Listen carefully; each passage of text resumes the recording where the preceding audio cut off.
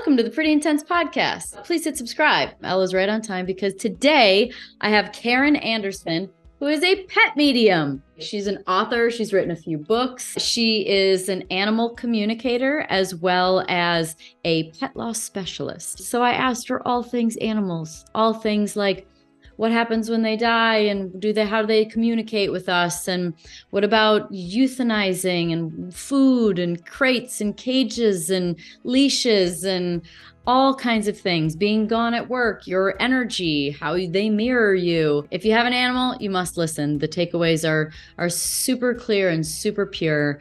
And I even got a little emotional in this one. So if you want to know how to push my buttons, you just get into the animal world with me. Really grateful for this one, and I hope it brings you as much comfort as I found in the information. So thank you so much. Please enjoy.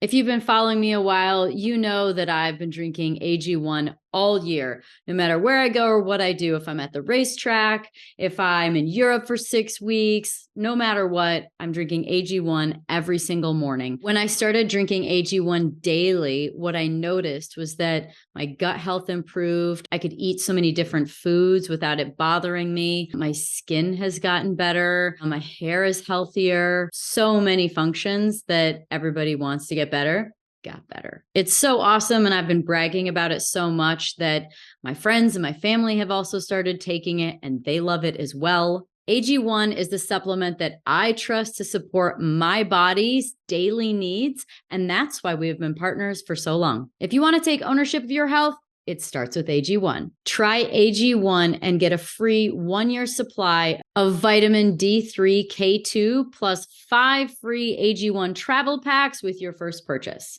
Go to drinkag1.com/prettyintense.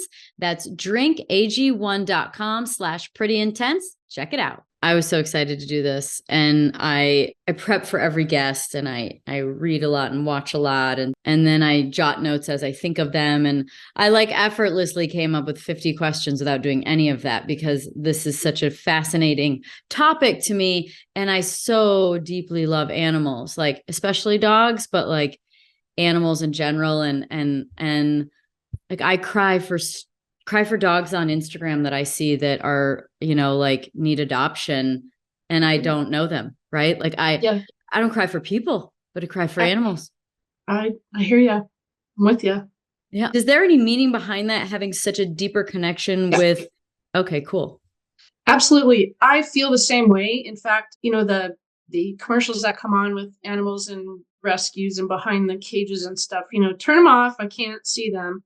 And even when I was in law enforcement, it never bothered me if a human was in trouble in a certain way. But if it was an animal involved call I had to respond to, I couldn't do it.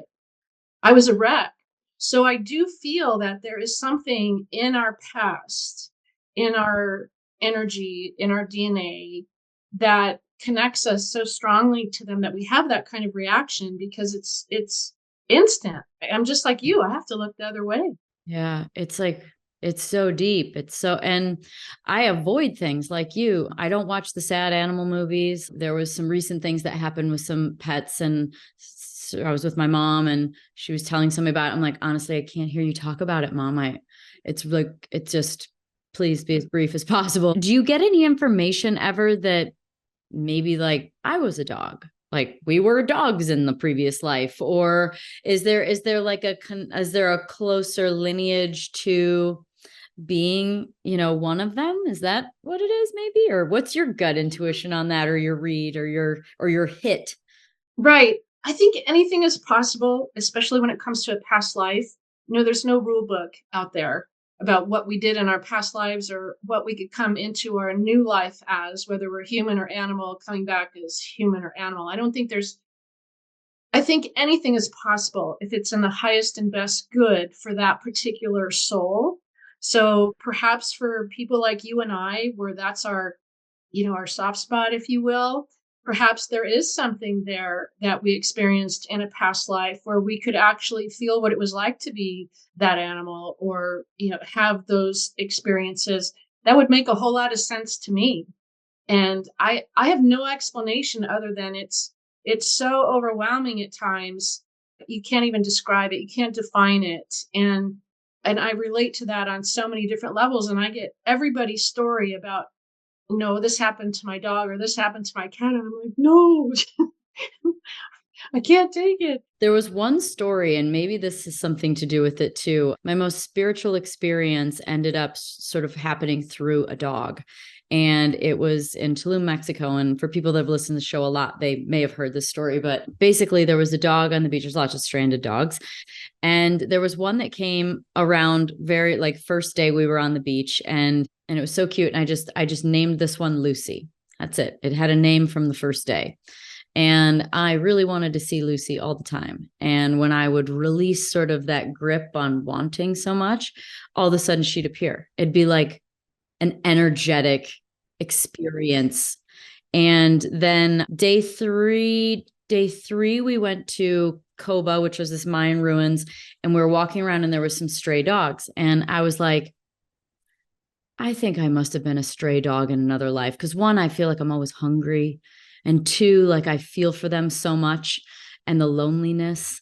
And then I made a comment about Lucy, the dog. And I was like, I feel like Lucy's me. And the next day we went and did this very long yoga class and then had a chakra balancing massage, went to the beach, and my friend was on the phone with her husband, and I was finding a spot down on the beach. And I was going to go to the other side because we had been in the same bed like every single day. And there was no sunlight. So I just ended up migrating my way all the way back to the original place that we laid. And as soon as I sat down, the dog sat next to me and I was transported. And I had this out of body experience where I felt like I everything was love. I got the information, like, you're always loved. It was this overwhelming, like a one with source kind of feel, like, oh my God, love is like all there is. And so I sort of came back. I don't know how long it lasted, but I bawled out of like joy, like out of deep experience. And I later talked to another girl that was very spiritual and in tune with, sort of the quantum field in a strong way. And she said, that was your twin flame. And I was like, oh, so maybe like the connection with animals is that we are so closely like a part, an aspect of us. Like, have you heard of twin flames before? Yeah. And maybe that's it. Maybe it's because we are living in that body and we are having the real experience in such a close quarters kind of way that it's an aspect of you, maybe. I think that's a definite possibility. And also, I got total goosebumps when you told me that story. You said being as close to source. Danica, this is something that came to me so many times during my communication sessions. I never experienced this with the departed human spirits that I connected with, only the departed animal spirits.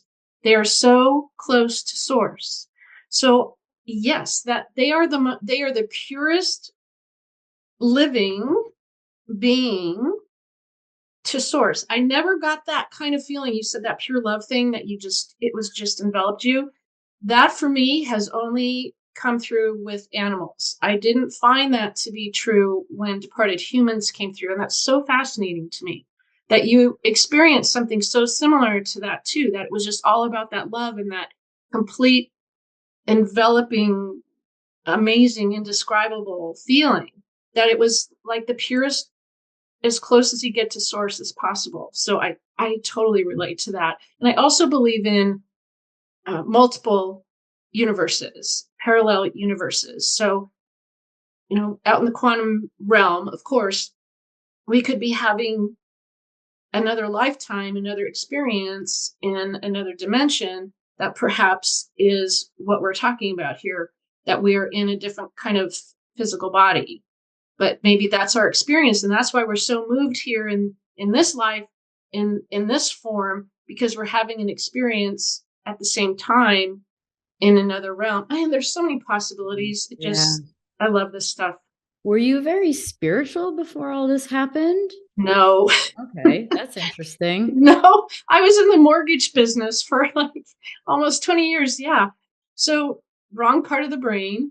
But, I was doing, the corporate thing I thought was the right thing to do, and I had this wonderful career in the mortgage industry, but I just it just um, I kept getting in trouble. I got fired. Every place I ever worked at got was closed down, or they laid me off, or whatever. I was like the who's who of who's no longer in the mortgage industry. So obviously the universe was sending like this giant sign, hello, Karen, get out. Yeah. You're in the wrong career. So it was not at all that course. I never felt psychic. I never felt intuitive. I had never had a psychic reading. I'd never even been to a psychic fair or expo or nothing. I mean, I was completely just my love of animals is what motivated me, that I entered into this crazy journey. So it has been a very big spiritual awakening for me. So that in and of itself is like, hey, if I can do this, anybody can do this. You just got to follow your heart and your passion and do what you feel like you're being called to do or pulled or drawn to. How does the information come to you? Sometimes it's instant. Sometimes it's like a sense of a knowing. Like I'll just know something about somebody, and it'll come very easily, just depending on my state of mind. Other times I have to really work at it. I have to really focus, and it may be an image, like a mini movie flashing across my, if you want to call it your daydream kind of mind. Just like right now, if I told you to think about the American flag, you can picture it, but you're still looking at me, you're still present, but you can see that American flag in your mind. So that's how sometimes the messages come to me. But I mainly train myself to be able to hear the messages. I wanted to hear their voices. And then lo and behold, it was usually in my voice. So here I wanted to hear them, and it ends up coming through sounding like me, which is really can be really confusing because then you go, well, was that me or was that them? So, and then sometimes it's all of the above. Just kind of you get a little bit of everything, and you have to connect the dots and figure out what it means, because it's not always like talking to a human.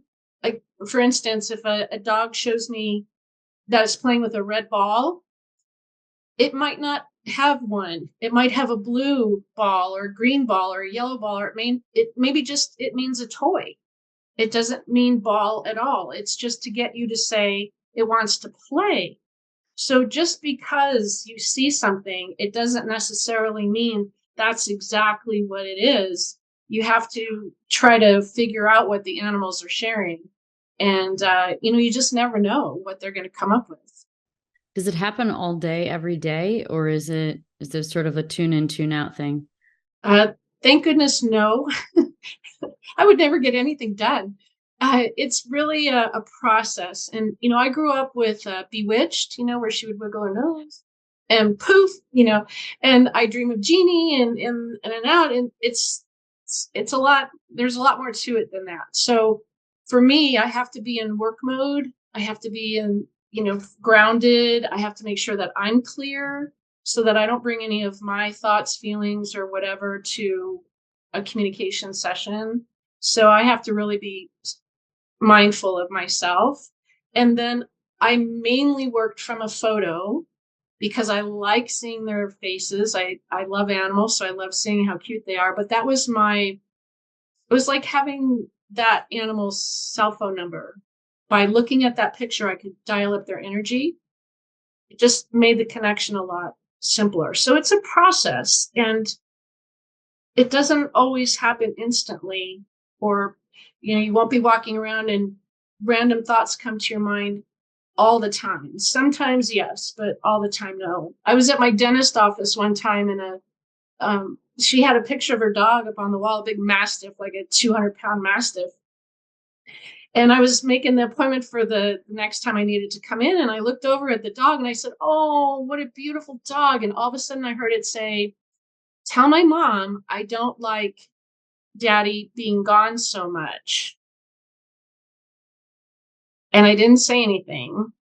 And I thought, So I asked her, I said, is there something about somebody not changing their schedule or not being around as often. She said, well, yeah, my husband just started work as a firefighter. So he's gone now for 2 weeks at a time. And all of us are having a hard time adjusting to it. So you never know what they may share with you or what pops in. What are the most common things that they want to communicate? And is it a matter of like, they'll usually, I'm sure somebody's asking for it, right? Like somebody's going, I would love you to like connect with, this animal. What do they usually want to say? Are there common themes? There are. And over the years, I've been doing this for a long time. It's kind of morphed into afterlife sessions where the clients would contact me because they just wanted to make sure that their beloved companion was, first of all, okay, not alone, not scared, with loved ones. And here's a big one.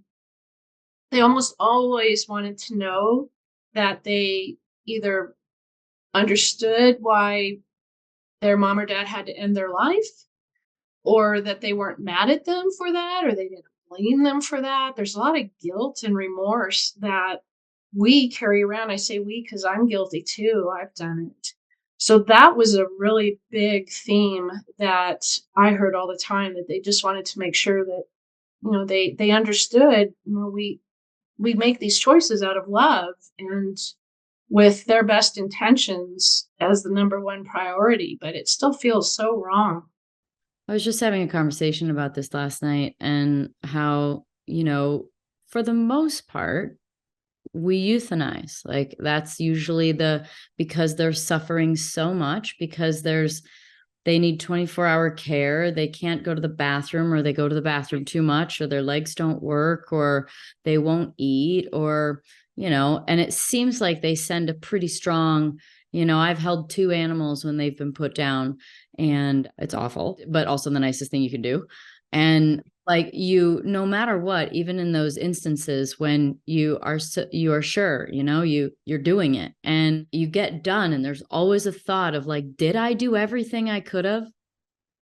I know. And I'm sorry, I just lost one of my. I just had to go through this, so it's like right there. The wonderful thing to realize is that the animals never view it the way that we do. They see a completely different light than how we do. And what the things that keep us awake at night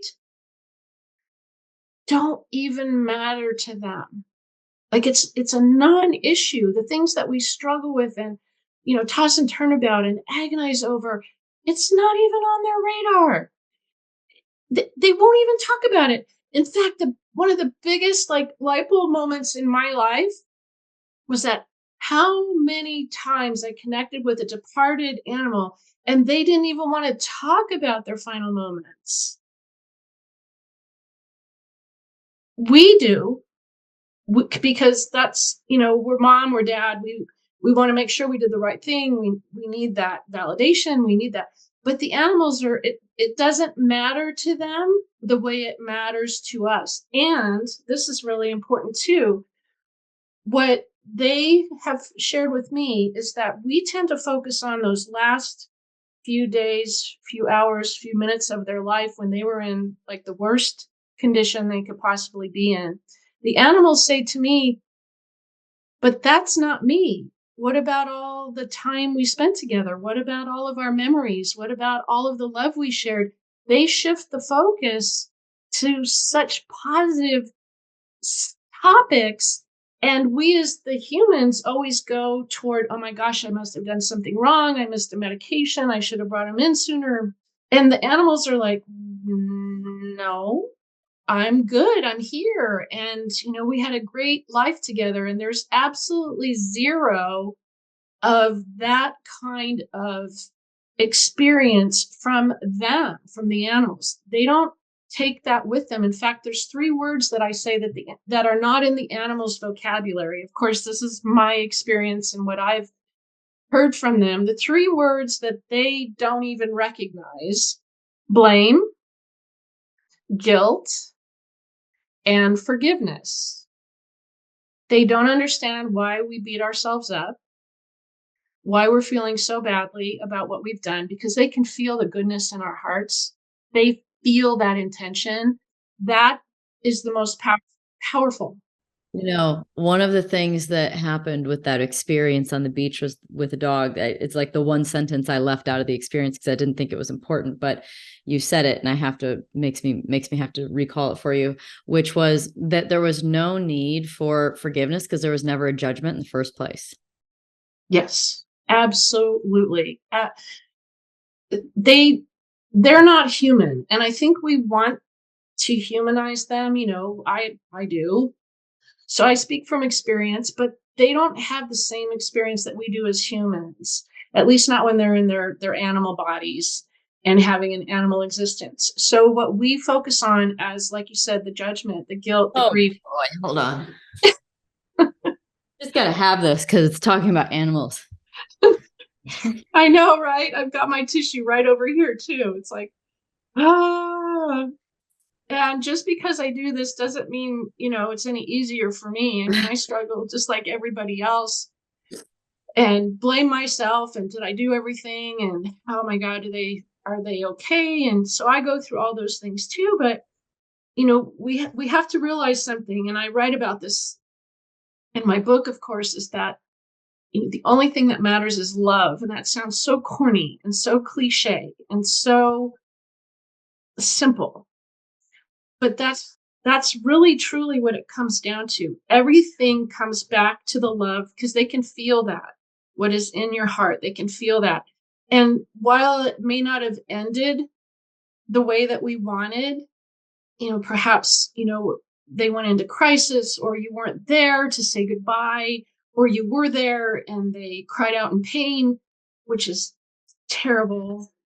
An accident. I mean, there's so many things that can go wrong, but the animals focus solely and completely not on what happened to them, but on the experience that they had with us, because it all comes back to they can feel our love, and that's all that really truly matters.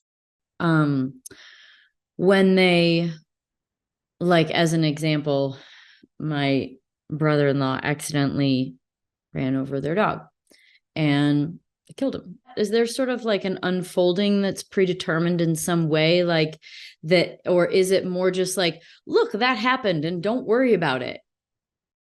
Okay, so this is a real touchy subject because there are many who believe that the animal chooses and the human chooses their exact time of departure, who's with them, who's not, how it happens, dun, dun, dun, dun, all the way down. I haven't experienced that in my past sessions. I have experienced, though, that there is a certain kind of, I'll call it a snowball effect, that happens. If the animal's time is coming to an end, you might be able to save them or alter or detour them a few times. Whether you get them to the vet in time, whether you, apply the bandage, medication. But ultimately, once that domino has been knocked down, there is this kind of snowball thing that happens. And eventually, they're going to leave somehow. So I just haven't had a single animal say to me, yep, I picked my time, I picked the place, I waited until mom wasn't here. I haven't had that happen. So I can't say that with any definitive, solid evidence. I'm kind of an evidential medium. I want evidence. I want proof. I follow, in police work, if you don't have evidence, you don't have a case. So I follow the evidence that the animals show. And I just can't say yes. I think that it's a combination, maybe on a higher level, things are supposed to happen, and they do, but I've never met any animal, living or departed, who has wanted their life to end, except under rare extreme situations where they were in tremendous pain. So think about that. No animal has ever wanted their life to end. Very different from human. Again, I dealt with a lot of suicides in the past, and humans make that choice. The animals, no. they want to live.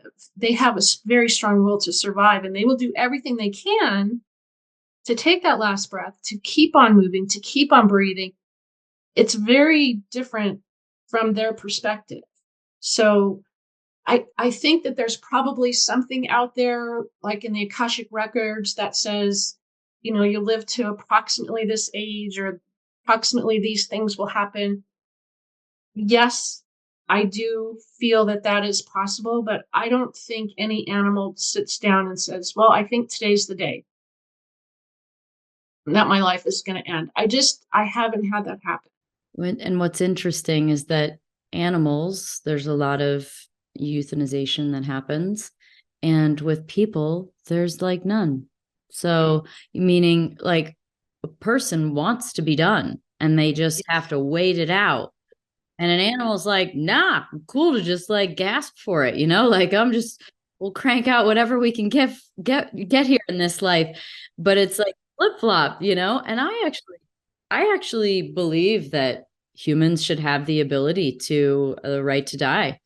I do. It's, they've got a voice, they've got a brain, they've got, like it should be your choice. And I don't know why we don't allow that, to be honest, especially if you are the one sort of essentially pulling the trigger on it. Like it's really you just doing it then. And so it's interesting that none of them want to have life be over with, but there's plenty of humans that do. Yep. And I agree with you wholeheartedly. And I think it's also, I was just having this conversation this morning, we get to help our animals transition peacefully. And I want to share that. This is so important, Danica. If you're struggling, there is no right time. Okay. I get asked this all the time. Is there a right time? Is there a wrong time to euthanize?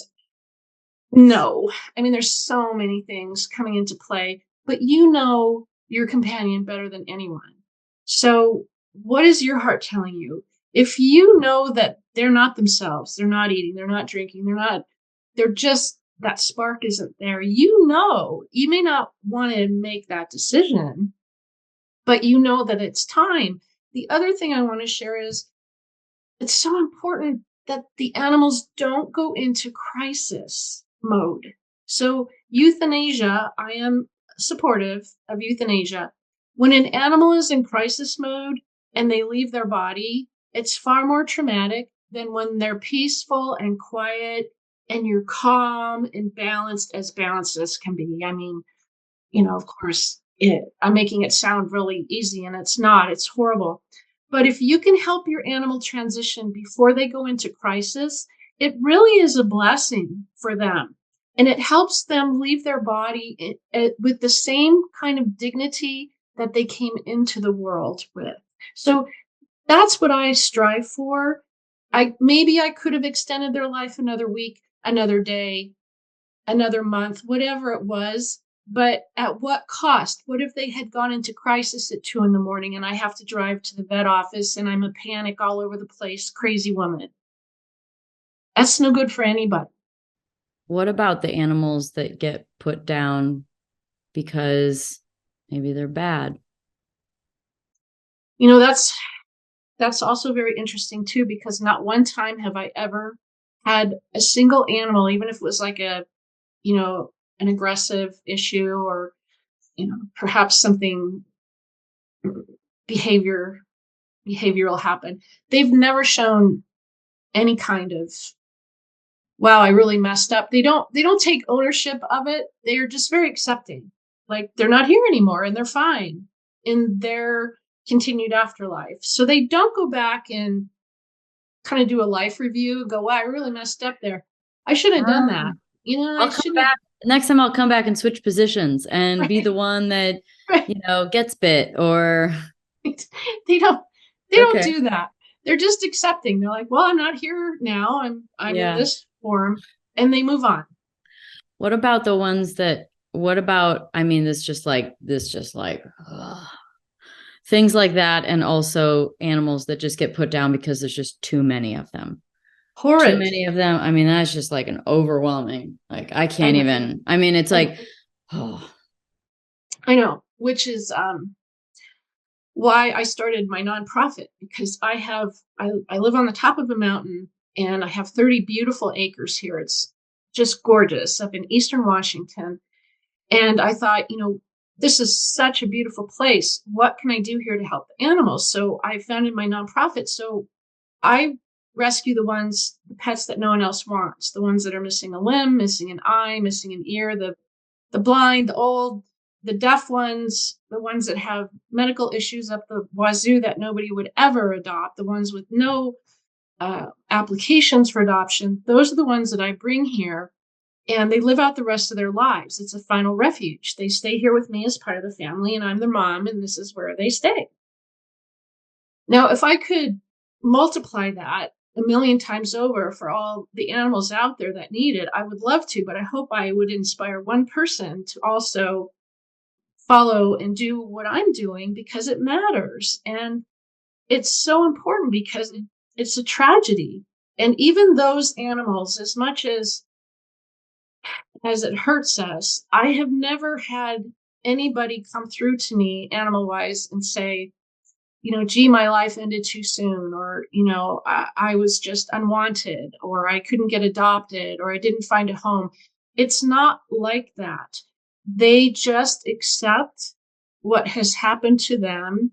And again, they don't dwell. They continue on their spiritual journey. And maybe the next time around, they'll be better off or have a family or someone to take care of them. I can only hope that.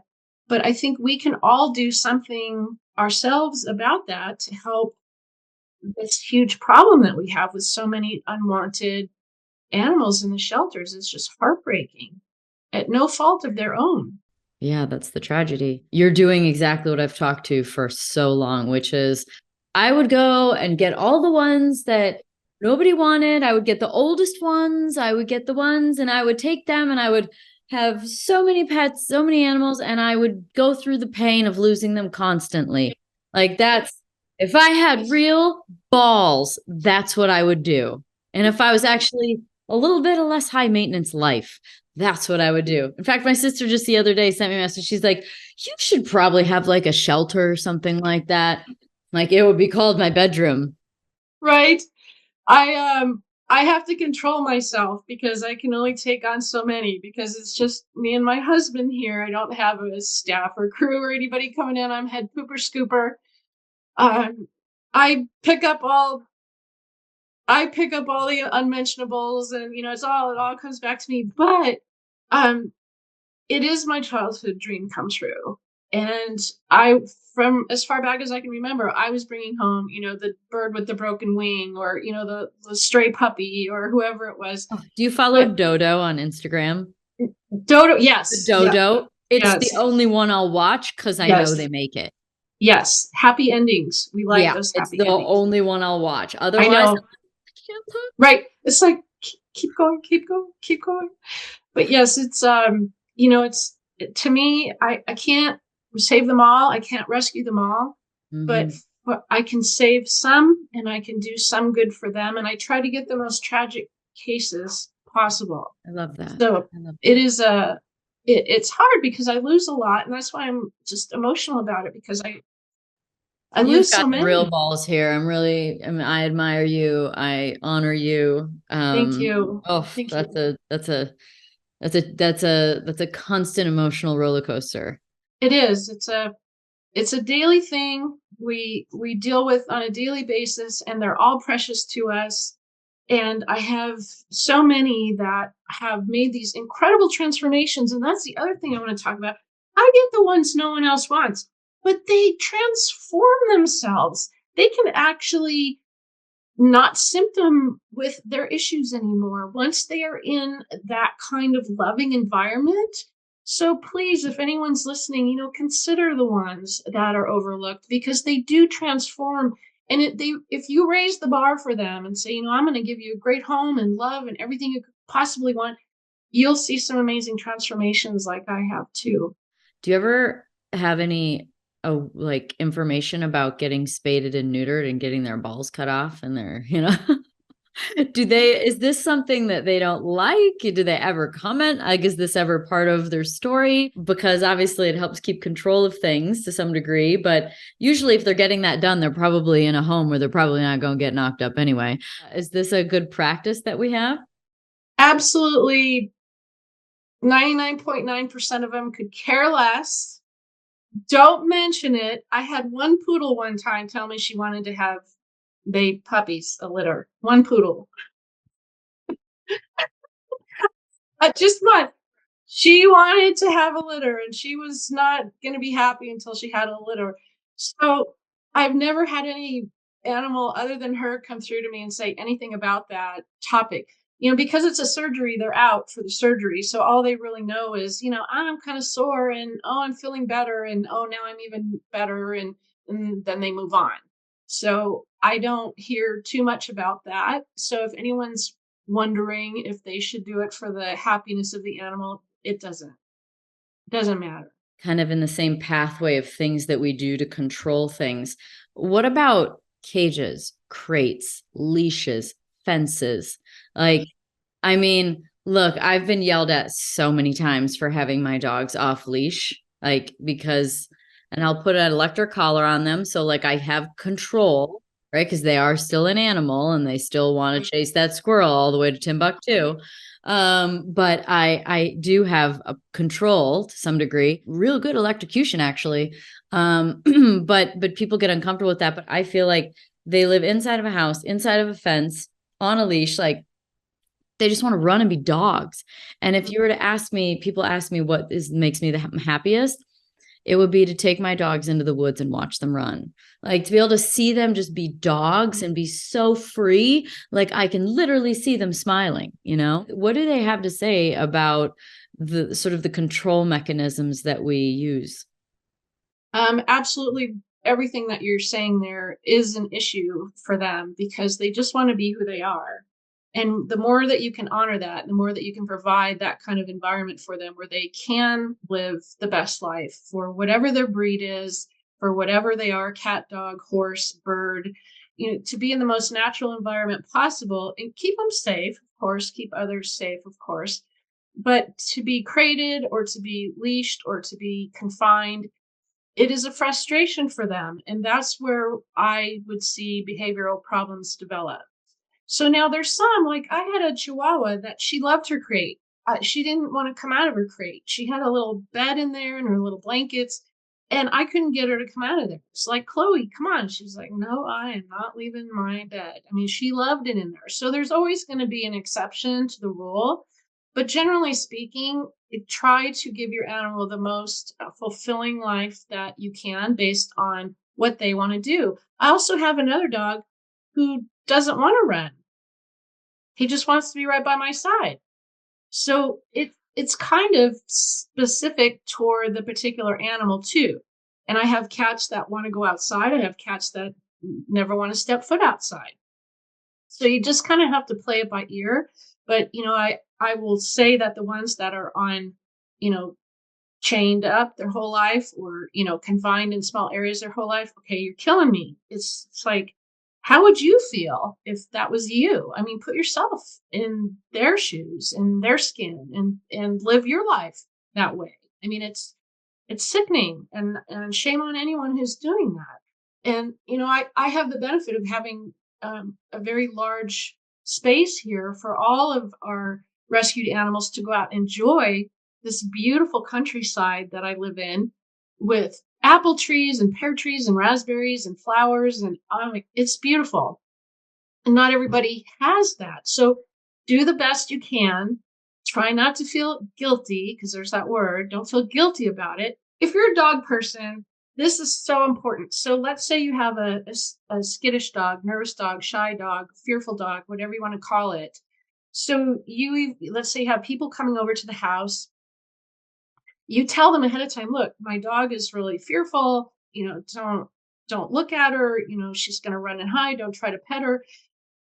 By doing that, you are basically setting that dog up for failure because you're putting out into the universe the voice, the intention behind it, and the mental images of your dog being fearful.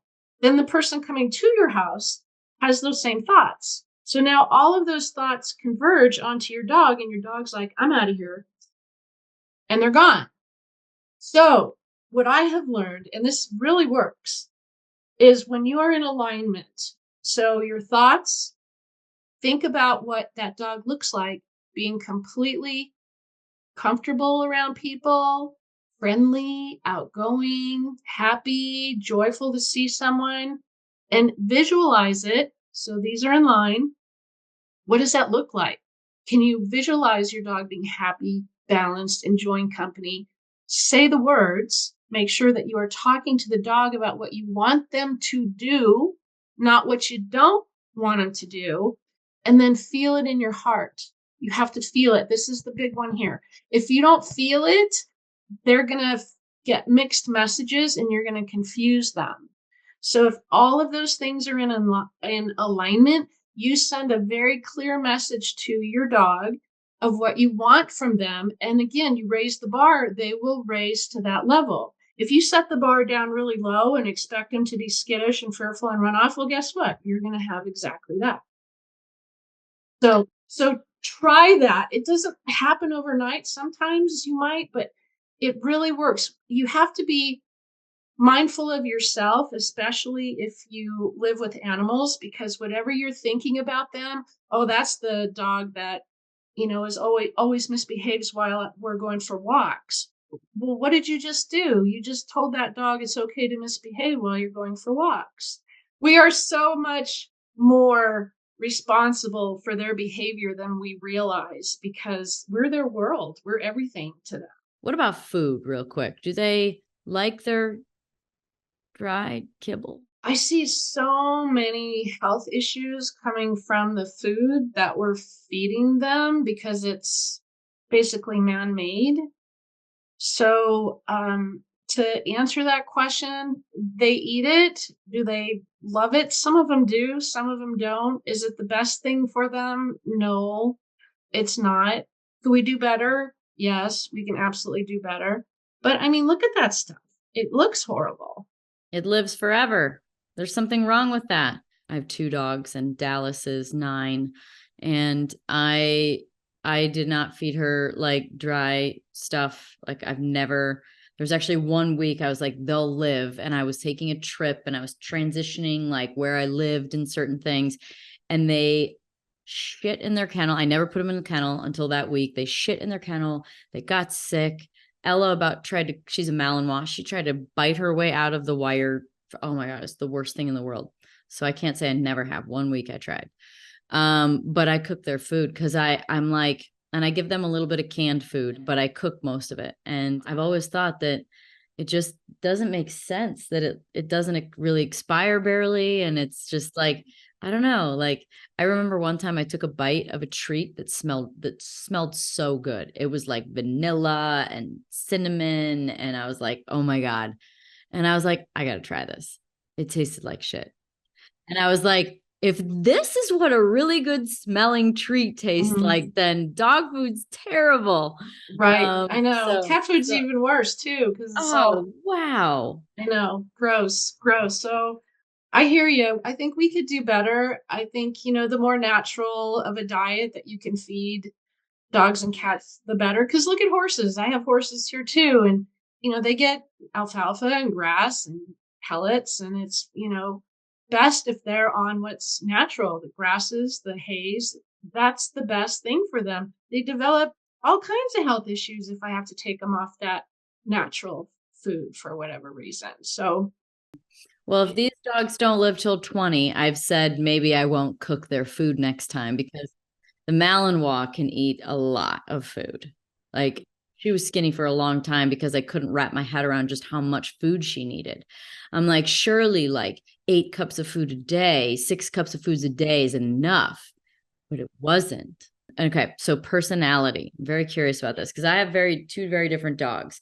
I have one that is, she's the Malinois, Ella. She is high strung, on alert. She's my shadow. I never have to go to the bathroom alone. She doesn't want to leave me. She might chase a rabbit for a little bit, but she's not going to leave me. And very anxious and shakes all the time and runs circles around me. And then I have a miniature Siberian Husky. And I know I Debbie downed on cats, but love all animals. I need that to be known. But she is something between like a husky, a fox, a cat, and a wolf. And she is like, bye. And she does, I can beg her to come sit on the couch with me or come up on the bed in the morning. I mean, Ella's literally like mauling my face. And I'll be like, Dallas, come here, come up now. And I'll talk sweet to her. I'm like, okay, she's a person. I'm like, Dallas, come here. And then I'll start being like, Dallas, come here. And I can barely get her up on the bed. And I make her come up there and I do she does what I call a drive-by. She'll like drive by and I kind of basically like pet her head. And then she turns around and takes off. I'm like, fine, I'll just take that. I'm curious about that, about personalities with dogs and sort of, maybe first off asking, about like the relationship between the owner and the pet, like that. We'll start there and we'll go from there. So, in what sense did you mean though? Like, do they mimic us? Do they feed off of us? Like, in what sense were you How much wondering? of our energy becomes theirs?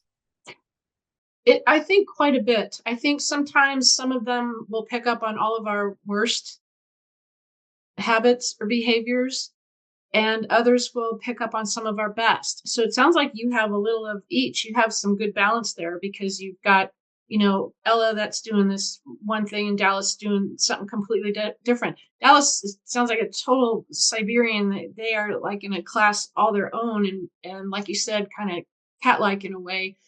But I think we really do have that ability to rub off on them, so to speak, and they're able to pick up on our personalities. They also, in that same breath, they pick up on our health issues. So not just personalities. I can't tell you how many times I've had a session where I will connect with the animal beforehand, before I even get on the phone with the client, and I'll pick up on like diabetes or maybe some other kind of imbalance. There are little barometers. So a good way to tell if the animal is living in a balanced home is I can almost always trace it back to their behavior. So if you contacted me and said, Karen, I'm having a problem with Ella, she's all over the place and oh my gosh, she's this and she's that. Well, I would turn around and say, okay, Danica, what's going on at home?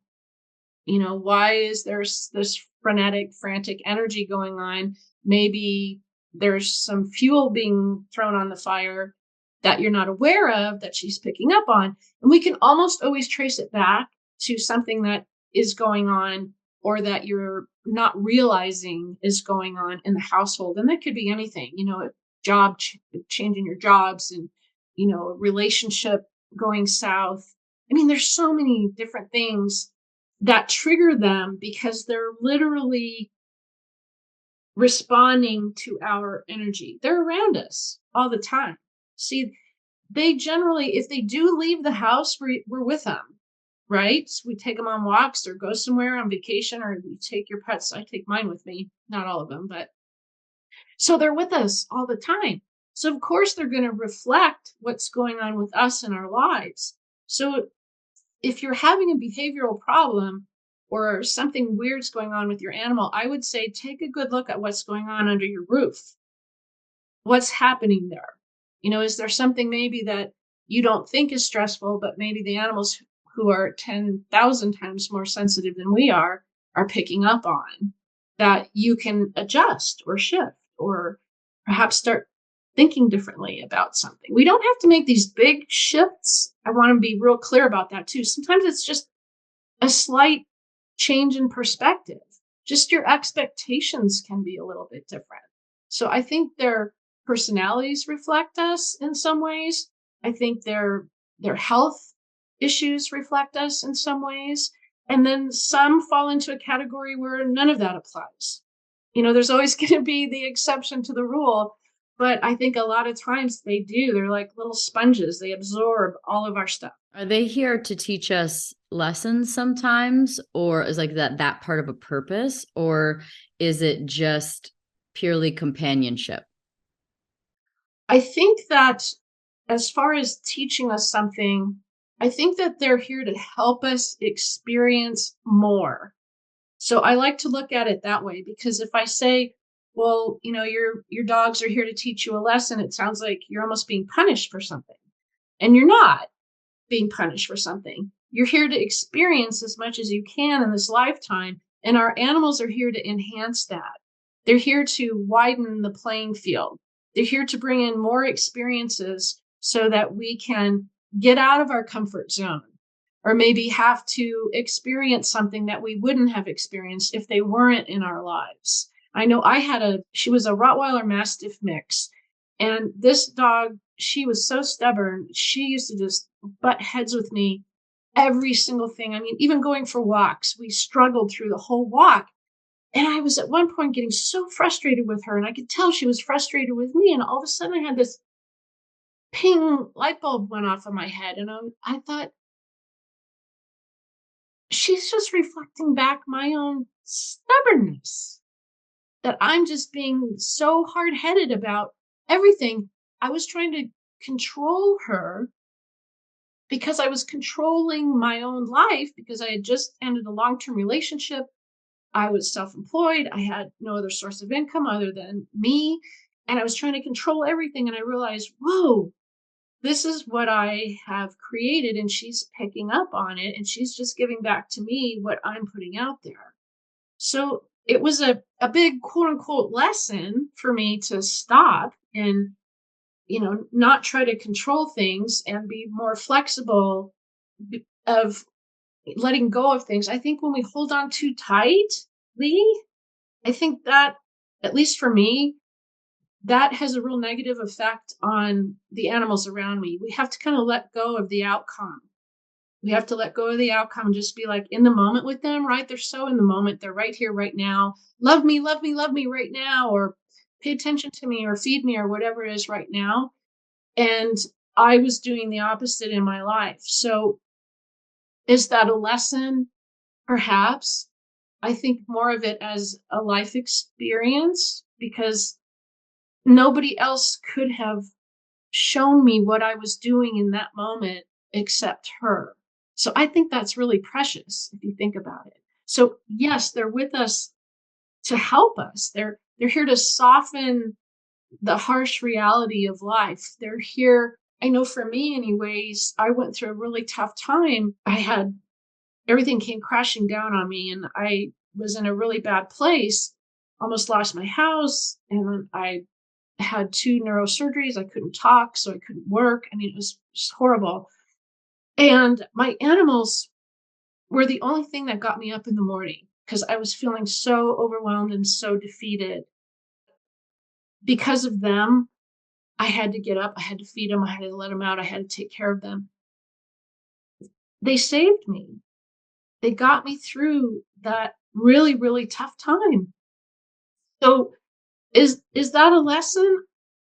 I don't know. I think that's just a precious gift that they bring to us in many ways. Even the ones that drive you nuts, I think you can learn something from that experience. Why did that drive you nuts? Is it a reflection of you? Is it something that you do and don't like in yourself? And not that you go around and pee on the floor. I don't mean that, but is there something going on? I think there's a lot to it. Even the ones that are only with us for a short time. Sometimes we think that we failed because they were only here for a short time. This is the one other thing that I think is fascinating. As humans, we think the longer we live, the better, right? A good life is a long life. And in the animal kingdom, I haven't found that necessarily to be true. Yes, they all want to live, they all have the desire to live, but they're more fulfilled by the quality of the time that they're here rather than the number of years. So if you're struggling with an older animal that is maybe having a hard time, and you think you have to keep extending their life to have a good long life for them. The animals really don't look at it that way. They would much rather be able-bodied, mobile, healthy, active, and enjoying themselves as to who they are in a shorter time span than struggling and not able to move around or enjoy who they are for a longer life. Do they really struggle with when they're like, let's say, you have an animal and you're gone 9 to 5. Like, do they struggle with the loneliness in those long hours of like, I think about I've probably left my dogs for sort of maybe 8 hours, like maybe even 10, like a couple times, like twice. But I think about like the 8 hour and I'm like, I've not done that very many times, but I'm like, no, some people go to work every day and this is every day for their animal. I had one time I was conducting a session and it was a deceased dog, and he kept showing me computers. Like all I saw was a wall of computers, and I saw his human dad basically glued to these computers. And when I conducted sessions way back when, there was no Zoom. This was all done over the phone. So I never saw the client. I just talked to him on the phone. And this was even before the client called me. So I'm seeing this man just being completely glued to this basic wall of computer screens all around him. And I felt just this melancholy feeling, just kind of this deep sense of something missing there. And the man who I was doing the session for was not very nice to me. I told him what I was seeing because he said, what does my dog want me to know? And I told him what I was seeing, and he never responded. He didn't give me any feedback at all, but he was very quiet. And the session ended very abruptly. And I heard back from him several months later in a very apologetic email that he was like, I didn't want to believe any of this was true. But he said, what you told me really hit me. He said, because he spent hours and hours and hours in his office working on his computer with his dog in the room with him. And he said he never gave the dog the time of day. He was there with him, but he was so fixated on his work and his computers. And he says, I just want you to know that I'm sorry I didn't respond, but he says, you really helped me because I'm not going to do that again. He says, I've rescued another dog and I'm going to make sure that I give this one all of my attention, and I'm going to balance my work, and I'm not going to be so, fixated on work. And that was really powerful to me because I hung up the phone that day thinking, God, you know, I didn't accomplish anything here. I didn't help this man or the dog. And then come to find out, it just took a while for him to embrace that and go, okay, I can do better. So that's the beauty of the work that I do. Sometimes it's not instantaneous. Sometimes it takes a little while for things to happen and percolate up to where you're aware of them. How many of us get distracted because of family, work, careers, whatever we're doing in our lives. And then these little guys or big guys or whoever we have around us, they're here wanting our attention and our love all the time, or most of the time anyway. Mine are all being really quiet right now, which is surprising. But just get down on the floor with them. Get on their level. Be with them. Be present with them. Just give them that time. When they're gone, they're gone. You'll have such a better experience if you just spend that one-on-one time with them now while you have them while they're here. How do we know when they contact you? Like, how do you know? Like, what are the most common ways that they will reach out afterwards? Like, as an example, I always feel like when I've lost one, that I get a very, very vivid dream very quickly after, within a couple of days. And it feels like it's like a check-in from the other side, like, cool, mom, I'm good. Everything's cool. Like, It's very vivid. So, in your experience, how is it that they try and comfort or reach out to their owners after they've passed? Number one way is through dreams, and it's always positive. So if you have a bad dream, that's not a visit. That's your subconscious working through different scenarios and anxieties, and there's all kinds of things involved there. I'm not a dream expert, but a visitation from a departed pet is always loving and real and vivid, and you can feel them and you can touch them and you know they're there. And when you wake up, you look around because you're expecting to see them because it was so real. And that's the the most common way that our departed pets will connect with us.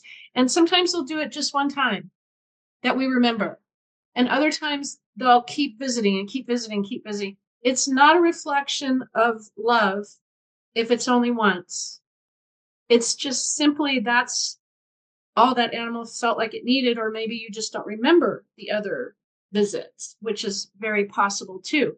So the other thing that they do is they will imprint. An imprint is kind of like that daydream that I was talking about earlier, where I said, think of the American flag. You'll be doing something, usually something mindless or like folding laundry or, driving down a familiar road where you don't have to be hyper focused. Uh, and in that kind of mindless state, you get a rush or a feeling or even a thought about them. We think that's our thought. That's actually a visit. That's them coming in saying, I'm here, I'm here, I'm here, I'm good, I love you. And it's really powerful. It can be a surge of emotions and, may break down in tears, or it may make you really happy. You might have just any different kind of response. But imprinting is another really common way, and it's often brushed off as just our own thought. But it's really them popping in to say, hey, just stopping by to say hello. A lot of times I like to, I believe, and I will share my opinion that with intuition or with feeling like something happened or it's them or it's a sign, the fact that you thought it was them is them. It's not like, don't make it any more confusing than that. It's like, if I see a dragonfly, I know it's my grandma. Like I just, hi grandma. Like, it's like, if you think it's what it is, that is what it is. Right. So for everyone who's thinking, oh, I want to get a session. So if you have an experience, like you were saying, and it was so powerful, and you're like, was that my dog or my cat coming through to me? Just the fact that you are asking that question, yes, it is. You have to trust. So much of the work of what I do is based on trust. I have to trust what I get because that's what it's built on. That's what it's based on. So your brain already knows, your higher self already knows, your intuition already knows. It's just your conscious, logical brain going, oh, that can't be real. Oh, that can't, not so much. Just lean into it. And isn't that great that they wanted to stop by and say hello to you? And they love it when we say their names out loud. They love it when we celebrate them and their silly little antics and remember them on holidays and birthdays. And they love that. Wouldn't you be thrilled if you were in the afterlife and somebody thought about you and had just this, their heart just swelled up with love with all the happy memories? You would love that. You would flock to them like, oh, they're thinking about me. This is so cool.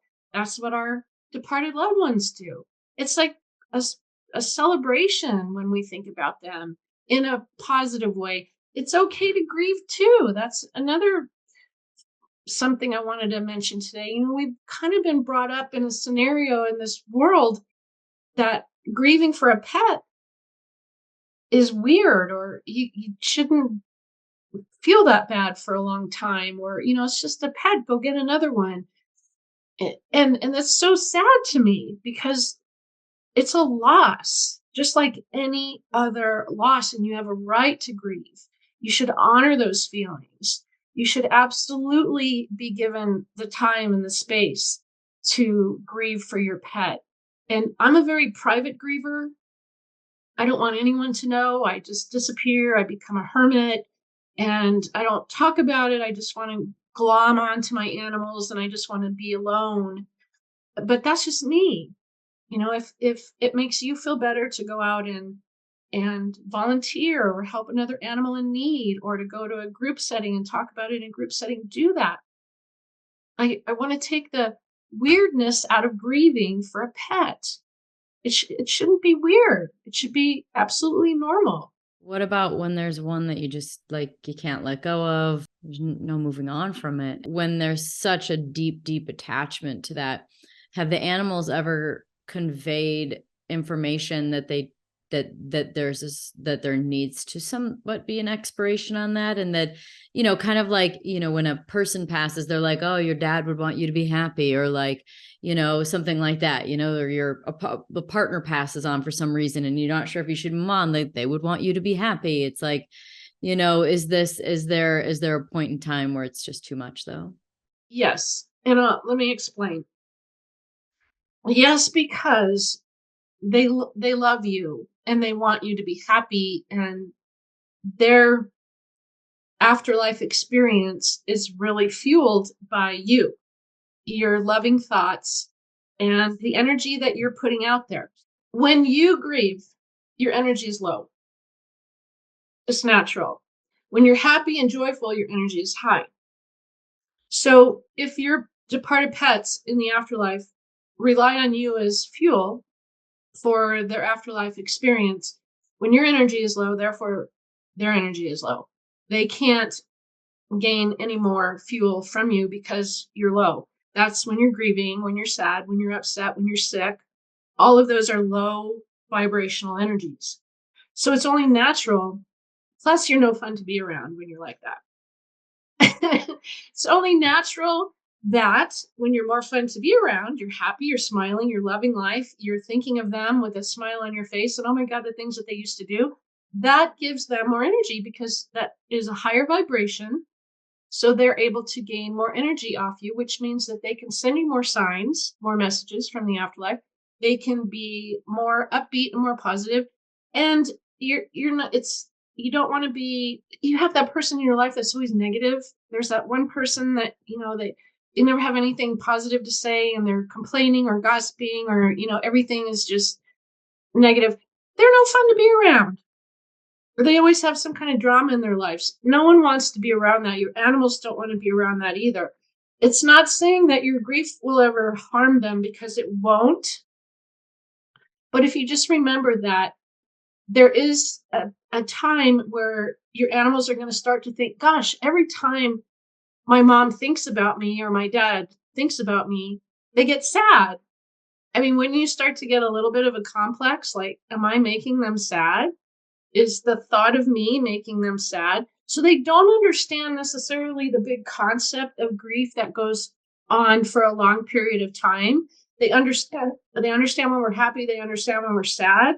So after a while, just like anything else, you start to get a little bit like, God, I'm making them this sad. Every time they think of me, they start crying.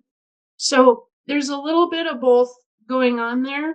Are they part of a soul family then? Is it like a soul family situation where there's sort of like almost like an energy cluster to the Yes. group? Huh. Yep. So when I would conduct a session, I would be sitting right here in my office.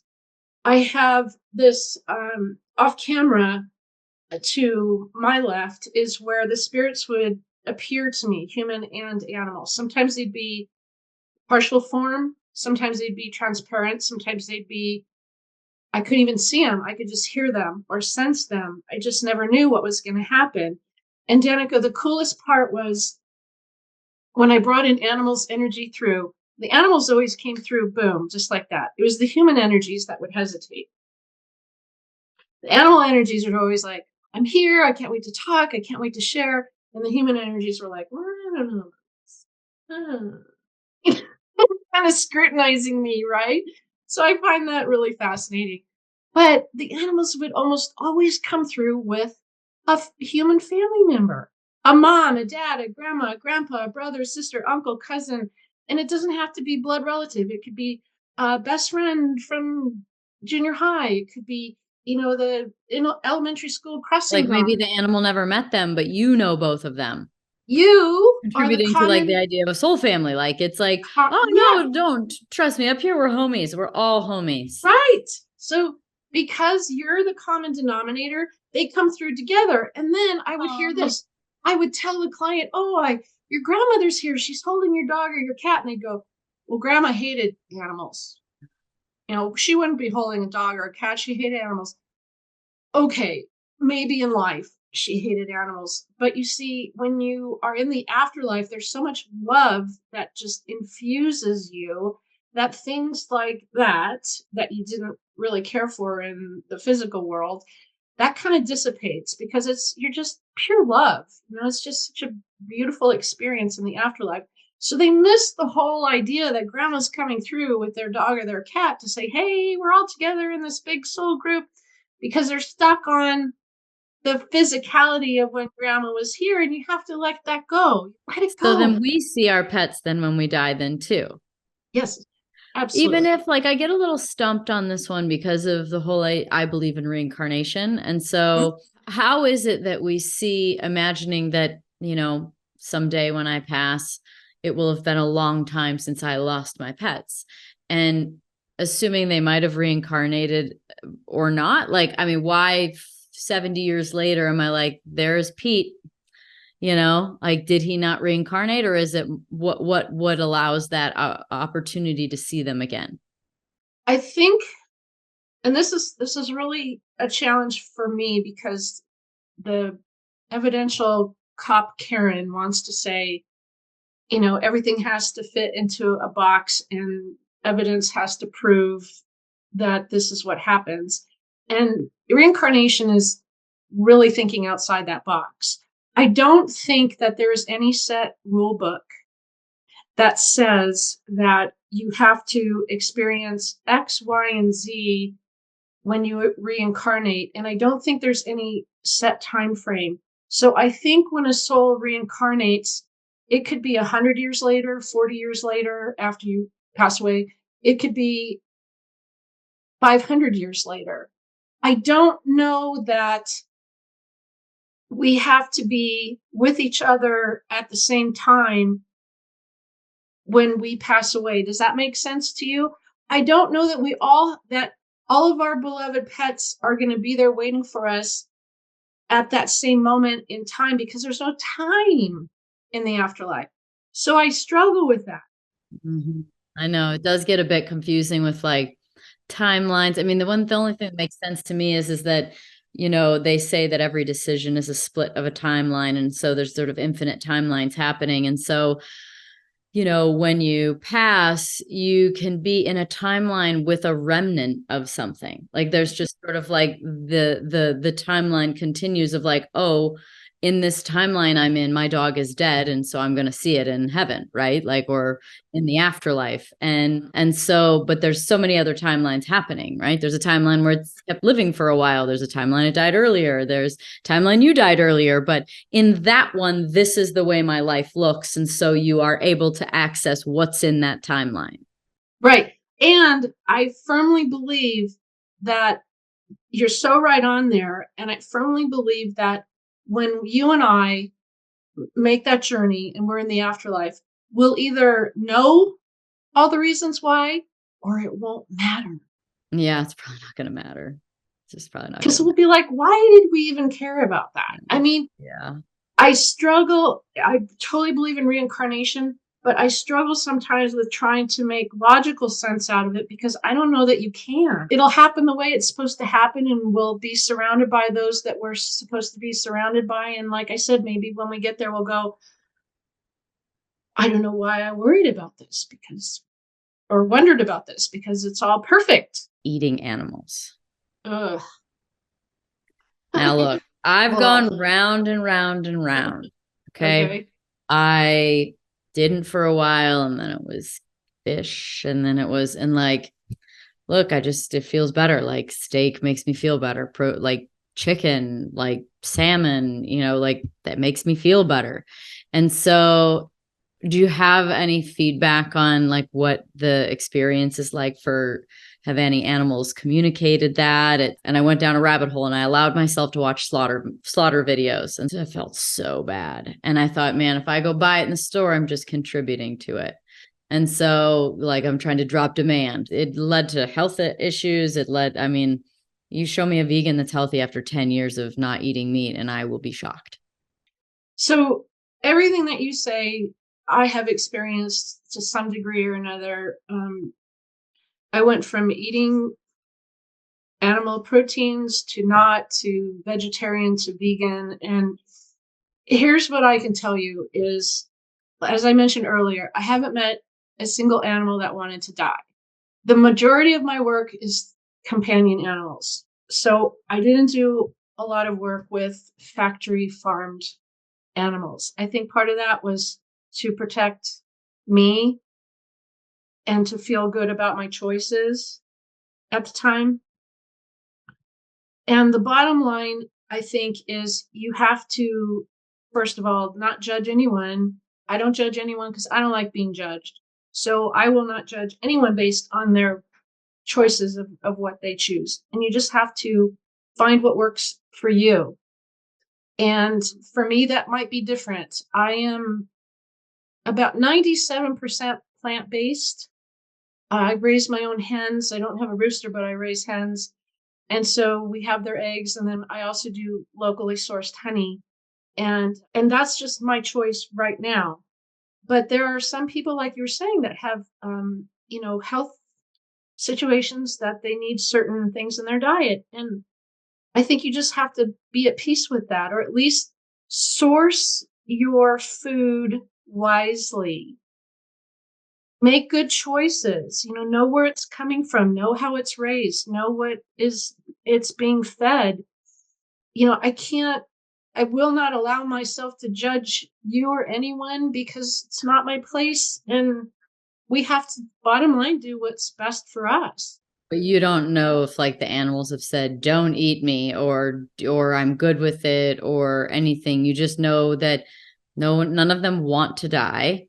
And they just want to have a good life. So essentially, if we could come up with some sort of structure where, because look, they can be honored too. Like they could be revered. Many, many, many moons ago, they were killed and every piece of them was honored. There was ceremony around it. They wore them, like nothing was left behind. So there could be like really beautiful ways of honoring the path of that life. If we're talking about a good life, it's definitely not a factory farmed life. Yeah, it's a terrible reality that many people don't even want to hear about. And I watched all those documentaries too, and it's horrific. So again, just making wise choices as a consumer, even with other products, just your day-to-day products in life. I think we all have to be more aware, cruelty-free. Why are we still testing on animals? Why are there fur farms? We could go down that rabbit hole too. But I think what it comes down to is you as the individual, make a wise, informed decision and be aware. Information is powerful, and educating yourself about the choices that you're making, you can apply that to any aspect of your life and be a better person because of it. And, if it works for you to have a certain type of diet, you have to be at peace with that. You have to come to terms with that. And like you said, be grateful, be thankful, and all of those things that go with it. And really at the end of the day, it's a personal choice. Just like you chose the path that you chosen, the path less traveled. I chose a path weirdly less traveled, but sometimes those are the most rewarding. Those paths less traveled. You have to be able to be okay with the choices that you've made and feel good when you look back on it going, you know what?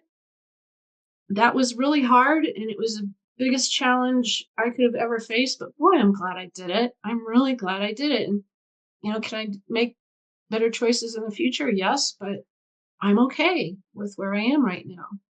Thank you so much. I feel like you've given so much comfort to those who get afraid that they've done the wrong thing or they don't know if they did a good job, and like just to love on their dog and do your best, and that basically they know your truth, which is, did you love them or not? When it blows me away, that says something. And one message can be so powerful. So I had a client call me. She was devastated because she had backed over her cat on the way out of the garage. She was late for work. She had to get to a meeting and she was rushing. She didn't look, and the cat was there. Now, the cat survived that initial injury, but eventually it succumbed to its injuries and it didn't make it. It passed away. So she contacted me to reach out to the cat just because she felt horrible and, tell him I'm so sorry. And she was mortified. They had really bonded. He was a stray and she took him in, and he was like the love of her life and just this really cool cat. And I'm on the phone with her. And as I'm talking to her, the whole time that we're on the phone, the cat kept showing me an amputated leg. Now, it wasn't like a gross, visual or anything. It just looked like a human leg that had been amputated. It wasn't bloody or gross or anything like that. It almost looked like a doll leg. But she was so upset that I didn't want to add more trauma to her. So I didn't want to mention it because I figured the cat had lost its leg in the accident. So I didn't say anything. 3 times the cat kept showing me this image. And I have a rule that if the animals show me something 3 times, that I will say it because it's important. And that means I must say it. So I told my client, I'm really sorry to do this. I know that you're really struggling here. I said, but did your cat lose a leg in that accident? And she got really quiet. And then she started sobbing, like hysterical sobbing. I thought, oh man, I've really screwed up. I just took a situation, made it even worse, and made her feel even worse. I shouldn't have said it. I should have said it. And so I started apologizing. I'm so sorry. I'm so sorry. She's like, no, no, no. You don't understand. This was the best thing you could have told me. She said, Karen, no, no, you don't understand. She said, 3 months after he passed away, I was in a horrible car accident and my leg was amputated.